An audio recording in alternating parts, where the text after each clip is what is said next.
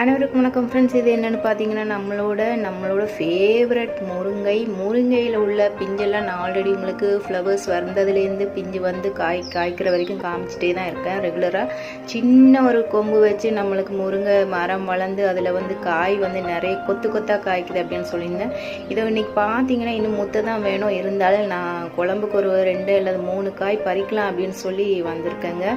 வாங்க, கொஞ்சம் லைட்டாக தான் முத்தி இருக்கு, இன்னும் நல்லாவே முத்துங்க. இந்த காயை பொறுத்த வரைக்கும் அந்த சோத்துக்காய் அப்படின்னு சொல்லுவாங்க இல்லையா, அந்த மாதிரி நல்லா பெருசாக குண்டாக வருங்க. காய் சின்னதாக இருந்தாலும் டேஸ்ட்டு சூப்பராக இருக்குங்க. ஸோ அதனால் ஒரு 3 காய் பறிக்கலாம் அப்படின்னு சொல்லிட்டு 3 காய் பறிக்கிறேங்க. நல்லா நிறையவே இருக்குங்க, கொத்தாக. இந்த முருங்கையை பொறுத்த வரைக்கும் நல்லாவே காய்க்குது, அதாவது செடி முருங்கைன்னு சொல்லுவாங்க இல்லையா, அந்த வெரைட்டிங்க. காய் வந்து நல்லா கொத்தாக தாங்க காய்க்குது.